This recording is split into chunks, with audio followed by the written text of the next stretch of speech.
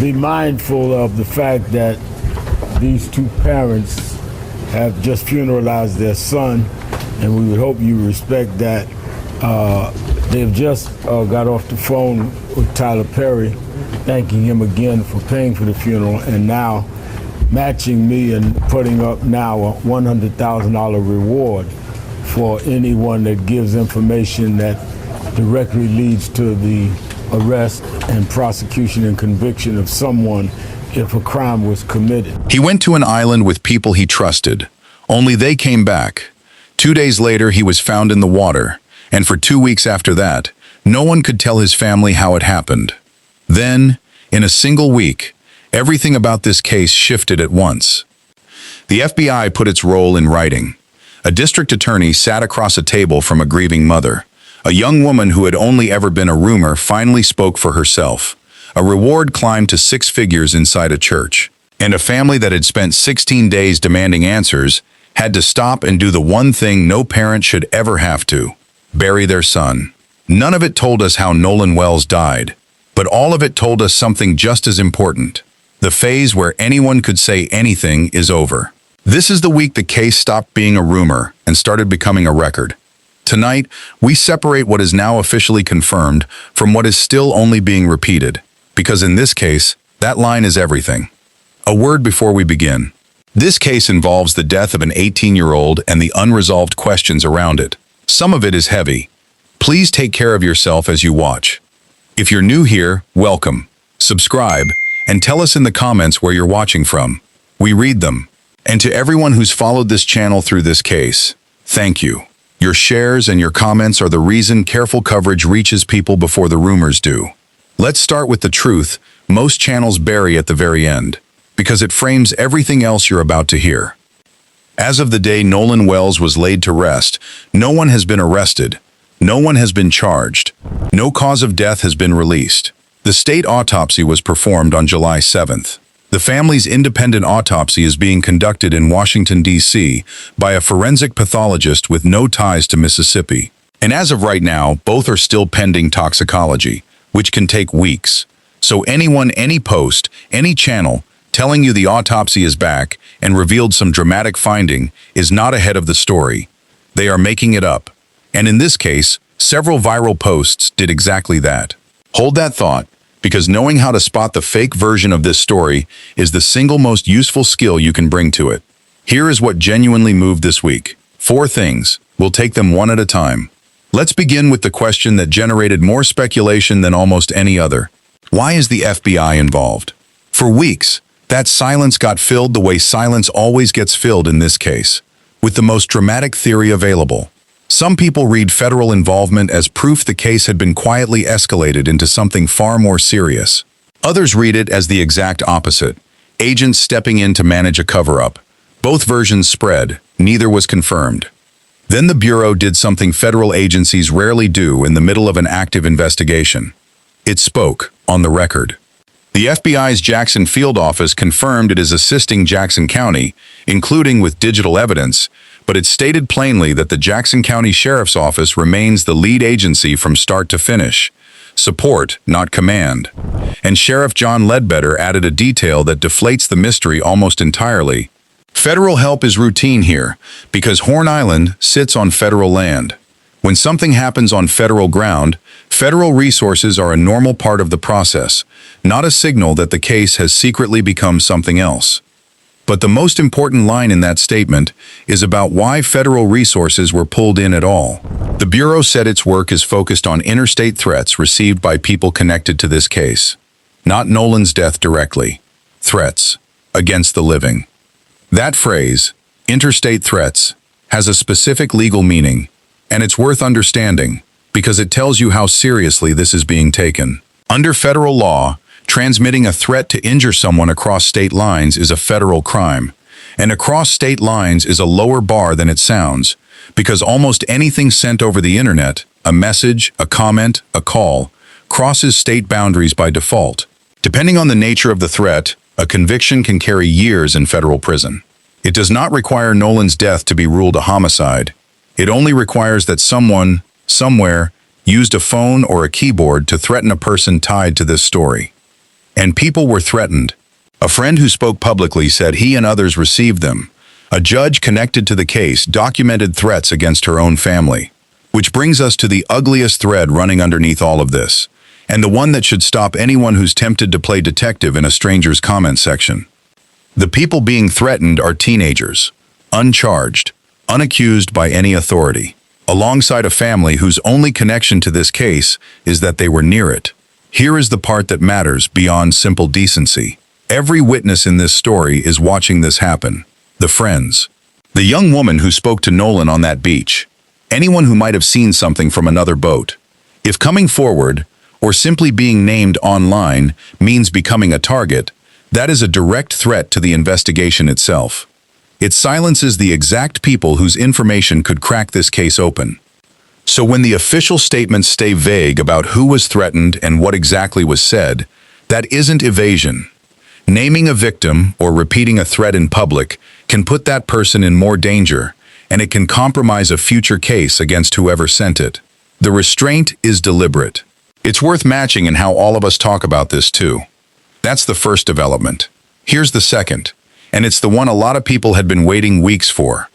For 2 weeks, one person sat at the center of this case's biggest contradiction and never once spoke for herself. Everything attributed to her arrived secondhand, through a family friend, through a relative's social media post, through a screenshot passed around by strangers. That was Katie, the young woman Nolan was seen talking to in his last confirmed minutes on that island. And this week, she finally spoke, not through anyone else, but face to face, with Nolan's own mother. Here is her account, and it's more careful than the version the internet has been trading in. Katie and Nolan met that day. They spent some time together, and then they parted ways. She got on a boat with her own friends, and based on the conversation they'd had, she believed Nolan was heading back to rejoin his own group. But here is the detail that almost every retelling flattens. She never actually saw him get on that boat. She assumed it, because that is what he told her he was going to do. Sit with why that distinction matters, because it quietly changes the entire question at the center of this case. This is not one witness swearing she saw something the friends deny. It is Nolan stating an intention. Whether he actually followed through on that intention before whatever happened next, that is something nobody can currently confirm. Not Katie, not the friends, not the family. Which means the mystery was never really about whether he wanted to leave or wanted to stay. The mystery is the gap between him saying what he planned to do and whatever came after. And that gap is still completely empty. Before we go further, 2 of the loudest so-called clues in this case have now been formally knocked down. And not by a rival theory, but by real reporting. The first was a photo of Nolan at a pool party, shared widely as proof he was alive after the 4th of July, which would have blown the entire timeline apart. Rolling Stone examined the metadata attached to that image and confirmed it was actually taken on June 27th, a full week before Nolan ever set foot on Horn Island. It had nothing to do with that weekend at all. The second was that viral video, an argument. A voice demanding a phone back. Millions of people certain they were hearing Nolan's final confrontation. But the friend who is actually in that video, Trayston Shepard, has stated repeatedly and directly that the voice is his own, not Nolan's, and that Nolan was not the subject of it. Notice the through line connecting both. In the vacuum left by 2 pending autopsies, unverified claims kept outrunning the confirmed facts. And then, one by one, the confirmed facts caught up and knocked them down. That is the single most important pattern in this entire case. It's also your filter for everything that comes next. When a new detail lands, the only question that really matters is where it actually came from. Let me pause here for just a moment. This is exactly why this channel exists, to hold the line between what's confirmed and what's simply loud. If that's the kind of coverage you want as this case keeps developing, take a second and subscribe. When the autopsy finally drops, you're going to want the version that waited for the facts, not the version racing to guess them first. Now to the third development, and it's the one that sounds like progress until you look closer. After the family met with prosecutors on July 15th, their attorney, Ben Crump, confirmed the case will go before a grand jury once the investigation concludes. The district attorney handling it is Angel Myers McElrath. On its face, headed to a grand jury sounds like momentum, like the system moving toward accountability. But two legal voices read that phrase very differently, and the split between them is worth understanding, because it tells you what to actually watch for. One attorney offered the measured take. In this county, sending an unnatural or suspicious death to a grand jury is standard procedure. By itself, it does not mean foul play has been established, or even strongly suspected. It's process, not a verdict. It's the box the system checks for almost any death that isn't plainly natural.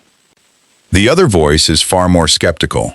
And here is where this breakdown can give you something most coverage will skip right past. A former judge, Carlos Moore, has openly questioned whether this district attorney's office will actually secure charges at all. And that skepticism is not abstract. It traces back to a real case. In this same county, in 2019, a black man named Toussaint Diamond Sims was shot and killed by a Moss Point police officer. Witnesses disputed the official account of what happened. That case went before a Jackson County grand jury, and the grand jury returned what's called a no true bill. No charges. The officer was cleared. That history is exactly why, for a lot of people watching this case, it's going to a grand jury does not land as reassurance. Because a grand jury referral is a door. It is not a conviction. And in this county, that door has closed before, on a case where the family believed the evidence pointed the other way. So the real test in the Wells case was never going to be the referral itself. The real test is what a grand jury actually does once it finally sees the evidence. Until then, headed to a grand jury describes a direction, not a destination. The fourth development is quieter than the others, but in some ways, it's the most consequential, because it's about the single most argued over object in this entire case, the phone. Nolan's phone has been at the center of this story from the beginning. It was left on a boat. It was returned to the family only after they pressed for it, and the family has said that when they finally got it back, it showed no Snapchat activity in the day before Nolan disappeared. No photos, no videos, nothing. From a young man who, by every account, documented everything. This week brought an actual development on that phone. At the July 15th meeting, both sides agreed to a coordinated review of the device. The family's independent experts examining it alongside law enforcement, rather than one side alone controlling what gets found and how. A victim advocate was also assigned to work with the family. That matters for a very practical reason. A phone examined jointly, with both sides in the room, is far harder to dispute later in a courtroom than one handled quietly by a single party. Whatever that device holds, or doesn't hold, is now on a path to being examined in a way that both sides have already agreed to accept. That is real progress, even if the actual findings are still weeks away. Now here is a piece of hard evidence that got far less attention than the viral clips, and it's exactly the kind of thing this case has been starving for. The friend's boat left the island early because it was taking on water. This week, the dispatch audio from their call to a towing service was released to the public. On that recording, a caller reports that the boat is sinking and asks for help. The dispatcher asks whether everyone on board is okay. The caller confirms that everyone is on board and everyone is fine. Now layer in a second detail on top of that call. Reporting on the boat's GPS data indicates it did not actually leave the island until around 4:30 in the afternoon, roughly half an hour after that call reporting the boat taking on water. A crime analyst pointed out that this window is something investigators can measure the friends' accounts against. What happened in those 30 minutes? And does every version of the story the friends have told fit cleanly inside them? This is the kind of evidence that actually resolves cases. Timestamped, recorded, checkable against a clock. Not a screenshot, not a feeling. A verifiable record of when a boat sat still and when it moved. So let's strip everything away.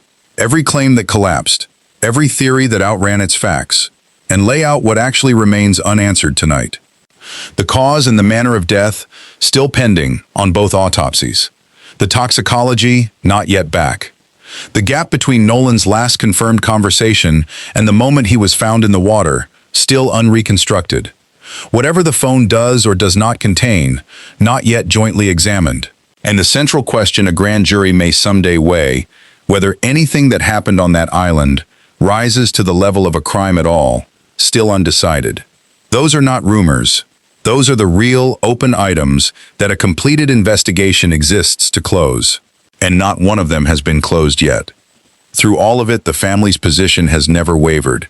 And it's worth stating precisely, because it is far more disciplined than the internet's version of it. They have not named a suspect. They have not claimed to know how their son died. What they have said, consistently, from the very first day, is that the account they were given does not match the son they raised, and that they will not stop asking until the facts, the verified facts, finally catch up. And then, in the middle of all of it, everything stopped for a few hours, so that a family could grieve. On July 20th, hundreds of people gathered at Center Point Church in Ocean Springs. At the family's request, mourners wore black and blue, Nolan's high school football colors. Nearly his entire former team stood together in the viewing line. Reverend Al Sharpton delivered the eulogy. Ben Crump led the room in a chant of Nolan's name. And even here, even in a sanctuary, grief and the demand for answers refused to separate from each other. Sharpton announced a reward for information, leading to an arrest and a conviction, $50,000. And then, moments later, another $50,000, matched on the spot by Tyler Perry, who had already quietly paid for the funeral itself, $100,000, pledged inside a church. As Sharpton put it to the room, Nolan was not on that island by himself. Somebody saw something. Somebody knows something. And the support extended well beyond the family's own circle. Colin Kaepernick funded the independent autopsy. The media mogul Byron Allen donated $100,000 to the family's fund. Spike Lee and Terrell Owens were among those who came in person. Strangers who had never met an 18-year-old were moved enough by his story to help carry his family through the worst day of their lives. His father stood in front of that church and remembered not the case, but the boy. The son he used to take down to the beach to run drills in the sand. The one he'd given a nickname to for the way he could catch anything. The older brother his younger siblings looked up to. And his mother thanked God for the 18 years she was given and asked the room for just one thing. Keep saying his name. So here is what this week actually did. It did not solve anything. What it did was drag this case out of the rumor phase and into the record. 2 weeks ago, this story was anonymous claims and viral clips and screenshots passed between strangers. Now there is a federal agency on the record, a named prosecutor, a grand jury on the horizon, a joint examination of the single most important piece of evidence, and hard, time-stamped data quietly replacing the noise. None of that is an answer, but it is a foundation, the kind of solid ground the truth can finally be built on. Nolan Wells was 18 years old. He was just days away from a college football season he had worked for years to reach. Whatever the autopsies eventually reveal, that will not change, and neither will this. That a family kept asking the right questions, carefully and relentlessly, at a moment when it would have been so much easier to simply accept an easy answer. We will stay on this case. Both autopsy results, the toxicology, the joint phone review, and whatever a grand jury eventually decides to do with it. The moment there is something verified to tell you, you will hear it here, and not one moment before. Before you go, we genuinely want to hear from you.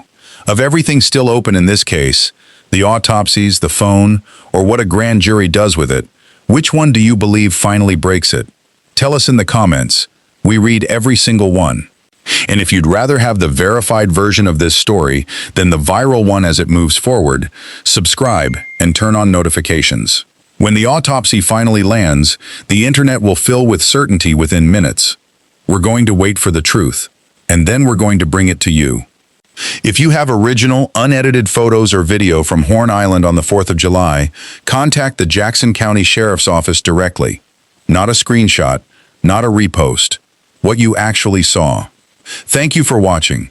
Stay careful with what you share, stay kind to the people inside these stories, and we'll see you on the next update.